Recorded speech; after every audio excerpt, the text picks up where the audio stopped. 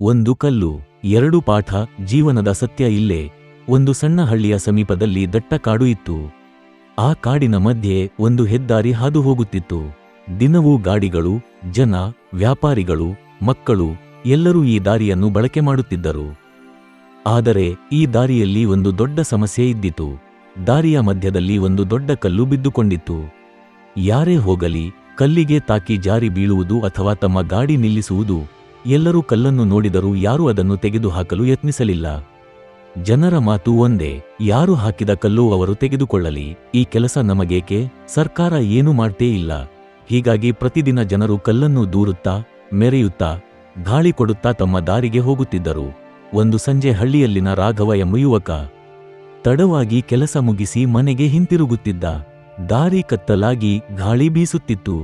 ದಾರಿಯಲ್ಲಿ ನಡೆದುಕೊಂಡು ಬರ್ತಿದ್ದಾಗ ಧಪ್, ಅವನ ಕಾಲು ಕಲ್ಲಿಗೆ ತಾಕಿ ಆಲ್ಮೋಸ್ಟ್ ಜಾರಿಬಿದ್ದ. ರಾಘವ ಕಲ್ಲನ್ನು ನೋಡಿದ. ಒಂದೇ ಕಲ್ಲು, ಇದು ಎಲ್ಲರಿಗೂ ಇಷ್ಟು ತೊಂದರೆ ಮಾಡ್ತಿದೆಯಾ ಎಂದು ಯೋಚಿಸಿದ.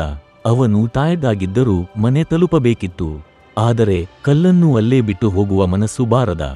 ಯಾವಾಗಲೂ ಯಾರಾದರೂ ಮಾಡ್ತಾರೆ ಅಂತ ಯೋಚಿಸೋಕೆ ಬದಲು ಒಂದು ಸಾರಿ ನಾನು ಮಾಡ್ಬೇಕಲ್ಲ ಎಂಬ ವಿಚಾರ ಅವನ ತಲೆಗೆ ಬಂದ. ಅವನು ಕಲ್ಲನ್ನು ಒಮ್ಮೆ ಕೈಯಿಂದ ತಳ್ಳಿದ, ಆಗಲಿಲ್ಲ. 2ನೇ ಸಲ ಕಾಲಿನಿಂದ ಒರೆಯಲು ಯತ್ನಿಸಿದ. ಅದೇ ಜಾಗದಲ್ಲೇ ಅವನು ದಣಿದಿದ್ದರೂ 3ನೇ ಬಾರಿ, 4ನೇ ಬಾರಿ ತನ್ನ ಸಂಪೂರ್ಣ ಶಕ್ತಿಯಿಂದ ಕಲ್ಲನ್ನು ಬದಿಗೆ ಸರಿಸಿದ. ಕಲ್ಲಿನ ಕೆಳಗೆ ಒಂದೇನು ಮಿನುಗುತ್ತಿತ್ತು.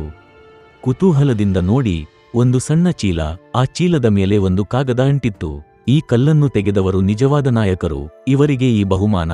ಚೀಲದೊಳಗೆ ಕೆಲವು ಚಿನ್ನದ ನಾಣ್ಯಗಳು ಮತ್ತು ಒಂದು ನೋಟು. ಸಮಸ್ಯೆಯನ್ನು ನೋಡಿದವರು ಅನೇಕರು, ಆದರೆ ಅದನ್ನು ಪರಿಹರಿಸಿದವರು ಮಾತ್ರ ವಿಶೇಷ. ರಾಘವ ನರವೇರಿದ. ಅವನಿಗೆ ಚಿನ್ನಕ್ಕಿಂತಲೂ ಆ ನೋಟಿನ ಮಾತೆ ದೊಡ್ಡ ಬಹುಮಾನವಾಗಿದಂತಾಯಿತು. ಮುಂದಿನ ದಿನ ಹಳ್ಳಿಯಲ್ಲಿ ಎಲ್ಲರೂ ಅವನ ಬಗ್ಗೆ ಮಾತನಾಡಿದರು. ಕೆಲವರು ಹರ್ಷಿಸಿದರು, ಕೆಲವರು ಆಶ್ಚರ್ಯಪಟ್ಟರು. ಆದರೆ ಎಲ್ಲರಿಗೂ ಒಂದು ಸಾಮಾನ್ಯ ಪ್ರಶ್ನೆ, ನಾವು ಯಾಕೆ ಮಾಡಲಿಲ್ಲ? ಕಥೆಯ ಸಂದೇಶ, ಸಮಸ್ಯೆಯನ್ನು ಎಲ್ಲರೂ ನೋಡುತ್ತಾರೆ, ಪರಿಹರಿಸುವವರು ಮಾತ್ರ ನಾಯಕರು. ದೂರುವವರು 1000, ಕೆಲಸ ಮಾಡುವವರು ಕೆಲವರು. ಚಿಕ್ಕ ಕೆಲಸವು ದೊಡ್ಡ ಬದಲಾವಣೆಗೆ ಕಾರಣವಾಗಬಹುದು. ಯಾರು ಮಾಡ್ತಾರೋ ಅವರು ಮಾಡಲಿ ಅನ್ನೋ ಮನೋಭಾವದಿಂದ ಬದಲಾವಣೆ ಆಗೋದಿಲ್ಲ. ಯಾರಾದರೂ ಮಾಡ್ತಾರೆ ಎಂಬ ಬದಲಿಗೆ ನಾನೇ ಮಾಡ್ತೀನಿ ಅನ್ನೋ ವ್ಯಕ್ತಿಯಾಗಬೇಕು. ವಿಡಿಯೋದಲ್ಲಿರುವ ವಿಷಯ ಯಾವುದೇ ವ್ಯಕ್ತಿಗೆ ಸಂಬಂಧಪಟ್ಟಿಲ್ಲ, ಮನರಂಜನೆ ಮತ್ತು ಪ್ರೇರಣೆಗೆ ಮಾತ್ರ ಮಾಡಲಾಗಿದೆ. ವಿಡಿಯೋ ಇಷ್ಟವಾದರೆ ಲೈಕ್, ಕಾಮೆಂಟ್ ಮತ್ತು ಸಬ್ಸ್ಕ್ರೈಬ್ ಮಾಡಿ. ನಿಮ್ಮ ಬೆಂಬಲಕ್ಕೆ ಹೃದಯಪೂರ್ವಕ ಧನ್ಯವಾದಗಳು.